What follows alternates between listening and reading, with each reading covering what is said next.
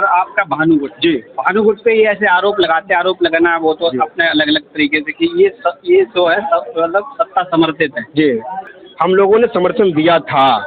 2017 में समर्थन दिया, 2022 में समर्थन दिया, 2019 और 24 में समर्थन दिया, लेकिन समर्थन देते देते हम लोग थक गए। नहीं चाहते हैं कोई विरोध हो, हम नहीं चाहते हैं कोई ऐसा मामला आए जिसमें ये दिक्कत हो कि प्रशासन के हाथ पैर फूल जाए। अगर ऐसा होना पड़ा तो हम गांधी जी को भी पूछते हैं, सुभाष चंद्र बोस को भी पूछते हैं। दोस्तों नमस्कार, मैं ओमवीर यादव और आप देख रहे हैं न्यूज़ वेयर। देश में अर्थव्यवस्था जो चलती है वो किसानों पे चलती है और कृषि अर्थ जो व्यवस्था है इसमें देश का 50% जो आबादी है उसको रोजगार भी देता है।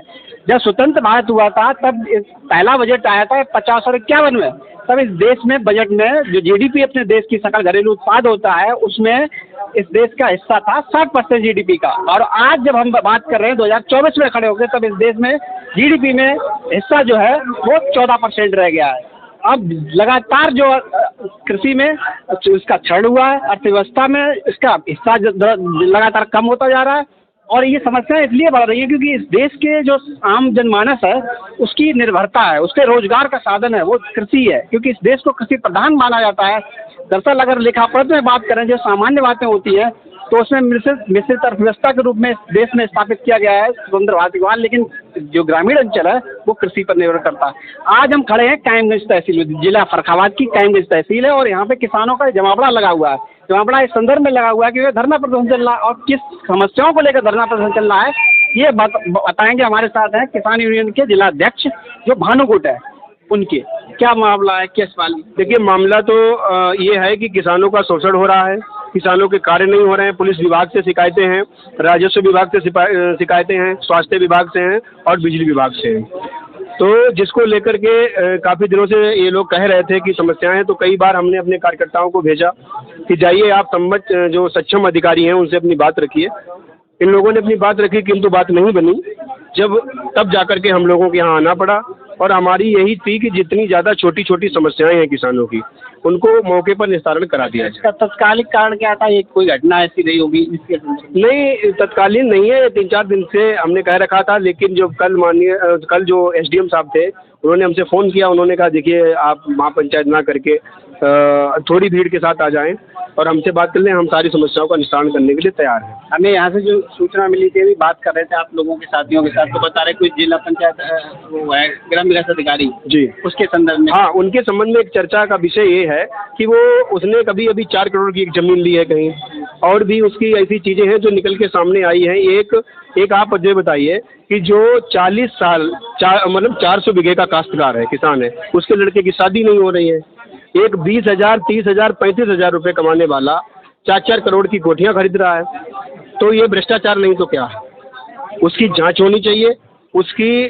हम तो ये कहते हैं कि उसकी चल और अचल संपत्ति की जांच हो और जांच में जो रिपोर्ट बनाई जाए वो रिपोर्ट हमारे कार्यकर्ताओं को सबमिट कराई जाए, जिसके आधार पर हम लोग लड़ेंगे। अगर यहाँ के अधिकारी उसे सस्पेंड करके जेल भेजने में सक्षम नहीं है, उसे टर्मिनेट करने में सक्षम नहीं है, तो हम लोग माननीय मुख्यमंत्री से जाकर उनको टर्मिनेट कराएंगे और जेल भिजवाने की ताकत रखते हैं। लेकिन पारदर्शिता होनी चाहिए। अगर किसी चीज़ की जांच हमारा कोई कार्यकर्ता या जेन्युइन किसान कोई कराता है तो उसको संतुष्ट किया जाए और जो कार्रवाई हुई है उससे उसको अवगत कराया जाए। लेकिन यहाँ अधिकारी अपने कर्मचारी को, अपने अधिकारी को बचाने का प्रयास करते हैं, ये हम नहीं होने देंगे। जो चीज़ें हैं, अगर गलत हम हैं, किसान गलत होता है तो तुरंत मुकदमा उसके ऊपर लिख दिया जाता है, झूठा मुकदमा लिख दिया जाता है। लेकिन अधिकारी सरासर गलत करते हैं, लूट मचाए हुए, उनके ऊपर कार्रवाई क्यों नहीं होती है? तो एक संविधान, एक देश, एक न्याय व्यवस्था होनी चाहिए जिस पर हम विश्वास रखते हैं। हम अहिंसा का रास्ता अपनाने पर जब मजबूर होंगे, जब हम तो हिंसा को बहुत दूर रखना चाहते हैं, लेकिन कब तक हम जो है अहिंसा पूछते रहेंगे? ये बताइए मुझे। हमें मजबूर किया जाएगा तो हम हिंसक भी बनेंगे। लेकिन हम तो सबसे लोगों से कहते हैं कि अधिकारी गलत है तो उसके ऊपर कार्रवाई हो।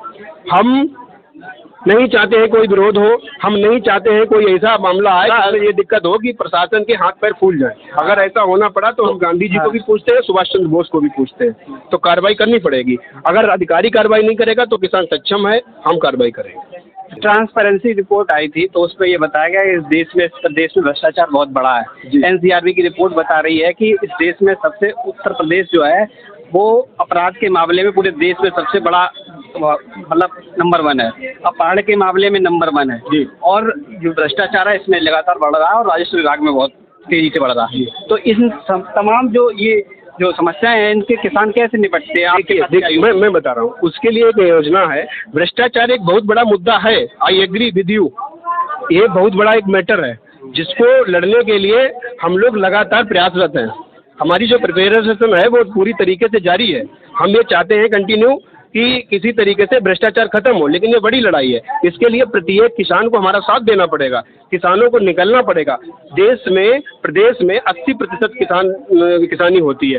भारत देश जो है पूरी तरीके से कृषि प्रधान देश है। तो मैं ये चाहता हूँ कि किसानों की जिम्मेदारी है वो मेरे साथ कंधे से कंधा मिलाकर, कदम से कदम मिलाकर हमारे साथ खड़े हो, ताकि अभी नवंबर में जो आंदोलन होगा उसका जो प्रथम प्रष्टि रखी गई है वो यही है कि सबसे बड़ी जो प्राथमिकता होगी वो भ्रष्टाचार को खत्म किया जाए। उसकी लपेट में सारे अधिकारी हैं और जो अधिकारी किसको लूट रहे हैं, वो सरकार की योजनाओं को तो तार कर ही रहे हैं, उसके साथ साथ किसान शोषित वंचित को लूट रहे हैं और अपराध की दुनिया तो बढ़ेगी। अब आप बताइए मुझे, जैसे आपका एक प्रश्न था कि उत्तर प्रदेश में सबसे ज़्यादा जो है ये सब चीज़ें आई हैं, उसका एक कारण है, एक पुलिस का अधिकारी, आप उसको 20,000 रुपये दे दीजिए और किसी को भी आप जुतिया दीजिएगा, आप तो उसके ऊपर कार्रवाई नहीं, आपके ऊपर कार्रवाई नहीं होगी क्योंकि आप 20,000 रुपये दे चुके हैं। अगर आपकी जेब में पैसा है तो आप किसी के साथ भी शोषण कर सकते हैं, इसीलिए जो है अपराध की मात्रा बढ़ गई। ये जो योगी जो है योगी आदित्यनाथ मुख्यमंत्री हैं जी, और ईमानदार मुख्यमंत्री का तमगा तो लगाई हुआ है जी, तो इन तक ये आपका कोई चैनल है पहुंचना? नहीं, बिल्कुल मैं इसी पे आता हूँ। एक आदमी पूरे उत्तर प्रदेश में ईमानदार है, योगी आदित्यनाथ, मैं सम्मान करता हूँ उनका, मैंने अपने उद्वेदन में कहा ईमानदार है, लेकिन ईमानदार व्यक्ति जितना है वो, क्या हम ये पूछना चाहते हैं जो चैनल है वो भी ईमानदार है? सबसे ज़्यादा जो भ्रष्ट है तो उनका चैनल खराब कर रहा है, तो सबसे पहले उनको चैनल पे कार्रवाई करनी चाहिए। तो एक मुख्यमंत्री पूरा उत्तर प्रदेश नहीं देख सकते, इसकी जिम्मेदारी है वहाँ के जिलाधिकारी, वहाँ के पुलिस अधीक्षक महोदय, इनको टाइट किया जाए और जिसको लेकर हम लगातार आवाज़ उठाते हैं। कायदे में इस आवाज़ को हमारे जनप्रतिनिधि सुने और उनको वहाँ तक ले जाना चाहिए, लेकिन वो नकारा साबित होते हैं इन चीज़ों में। इसलिए हम लोगों ने एक योजना बनाई है कि 13 जो अपनी नवंबर आने वाला है, उस नवंबर में एक आंदोलन होगा। उस आंदोलन में किसी भी अधिकारी से वार्ता नहीं करी जाएगी। जनपद फर्रुखाबाद के हम निवासी हैं, हमको मालूम है कितना शोषण होता है, हमको मालूम है कितना गबन हुआ है, हमको मालूम है कितने जो है अपराध है। तो इस चीज़ की जानकारी अगर जनप्रतिनिधि नहीं दे सकते, जिला अधिकारी और पुलिस अधीक्षक महोदय नहीं दे सकते, तो हमारी जिम्मेदारी है देश के नागरिक होने के नाते कि हम उस आंदोलन में माननीय मुख्यमंत्री जी से वार्ता करने की शर्त रखेंगे। जब तक उनसे वार्ता नहीं होगी तब तक हम आंदोलन खत्म नहीं करेंगे। अगर जरूरत पड़ी तो हम सभी लोग इच्छा मृत्यु के लिए महामहिम राज्यपाल को पत्र लिखेंगे, राष्ट्रपति जी को पत्र लिखेंगे और जो हमारे दिल्ली में समाधि स्थल है उस पर जाकर के आत्मदाह करेंगे अगर हमारी मांगे पूरी नहीं करेंगे और मुख्यमंत्री जी से नहीं मिलवाया गया। हमें उम्मीद है कि अगर हम मुख्यमंत्री जी को सारी बातें बताएंगे तो निस्संदेह ही कार्रवाई होगी और जो भ्रष्ट लोग हैं वो जेल जाएंगे। अच्छा, आपके गुट का ये नवंबर में कार्यक्रम है? जी हमारा, देखिए हम किसान हैं और हम अपनी बात करते हैं कि हमने अभी थोड़े दिन पहले भी एक चलाया था बांध को लेकर कि दोनों तरफ बांध बन जाए, जो सैलाब आता है आपका, वो उसमें हमने 10 दिन आंदोलन किया था। सांसद मुख्यमंत्री के प्रतिनिधि बन के आए, डीएम साहब ने आश्वासन दिया, तब खत्म किया था 10 दिन बाद। अब की बार जो आंदोलन होगा वो बहुत बड़े स्तर पे आंदोलन होगा और हमारा संगठन उसका नेतृत्व करेगा, स्वयं हमारे पदाधिकारी उसमें नेतृत्व करेंगे और एक बड़ी लड़ाई होगी, इसमें सभी लोगों का सहयोग। दरअसल ऐसा टिकैत गुट और आपका भानु गुट, जी भानु गुट पे ये ऐसे आरोप लगाते, आरोप लगाना वो तो अपने अलग अलग तरीके से कि ये जो है मतलब सत्ता समर्थित है जी, क्योंकि वो जाहिर सी बात है बिरादरी का हम और तमाम लोग ये अलग की बात है जी। तो आपके कार्यक्रम और जो टिकैत गुट है भारतीय किसान, उनके कार्यक्रमों में कुछ मतलब समानता रहती है? देखिए पहली बात तो आपको स्पष्ट कर दें कि हम बिल्कुल जातवादी नहीं हैं और बिल्कुल हमारा संगठन सरकार का समर्थित नहीं है। क्यों नहीं है? हम लोगों ने समर्थन दिया था, 2017 में समर्थन दिया, 2022 में समर्थन दिया, 2019 और 24 में समर्थन दिया, लेकिन समर्थन देते देते हम लोग थक गए।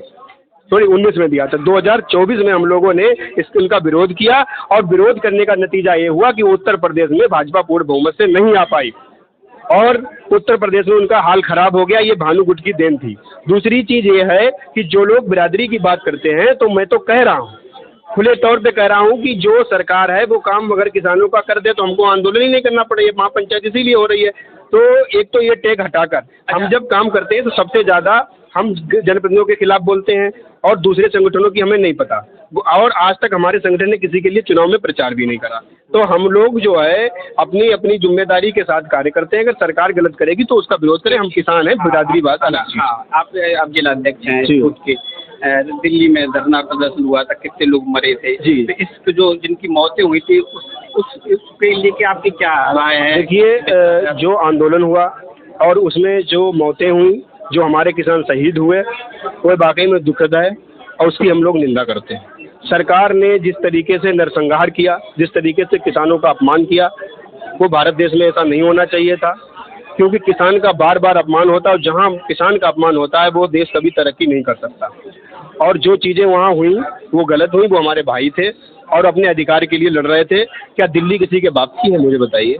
दिल्ली हमारी है, किसान की दिल्ली है। किसान अभी से नहीं, चौधरी चरण सिंह जी के जो किसानों के मसीहा थे तब दिल्ली जाया करते थे और रामलीला मैदान में बाकायदा घुसने की इजाज़त थी और वहाँ आराम से हम लोग 10, 20, 50 लाख आदमी बैठता था और बैठने के बाद में वहाँ के प्रतिनिधि, जनप्रतिनिधि जो भी थे, प्रधानमंत्री का प्रतिनिधिमंडल आकर बात करता था, समाधान हो जाता था, हम लोग घर चले आते थे। नहीं होता था, आंदोलन करने का हम लोगों का अधिकार है, फंडामेंटल राइट है, तो हम लोग करते थे वहाँ पर। लेकिन अभी की जो तानाशाही सरकार है उसने कांटे लगाने का काम किया, कीले लगाने का काम किया, आंसू गैस के गोले दागे, पानी के फुब्बारे मारे, एक आतंकवादियों जैसा सलूक किसानों के साथ किया गया, जिसका परिणाम आप लोगों से छुपा नहीं है। बैसाखी के सहारे सरकार चल रही है। अगर किसानों का उन्होंने दिल्ली में सम्मान किया होता तो आज पूर्ण बहुमत से सरकार में बैठे होते। धन्यवाद आपने मेरे पास बात करने के लिए धन्यवाद। बहुत बहुत धन्यवाद। तो ये थे किसान संगठन के जिलाध्यक्ष जो फर्रुखाबाद में है, भारतीय किसान यूनियन भानुगुट के, और ये समस्याओं को लेकर अपनी मांगे यहाँ रख रहे थे। यहाँ परिसर में तहसील परिसर में है, जिलाधिकारी के यहाँ। और ये कितनी इनकी मानी जाती हैं, कितनी नहीं मांगी जाती है, तो ये वक्त के गर्भ में है। और कैसी रहेगी हमारी रिपोर्ट, नमस्कार।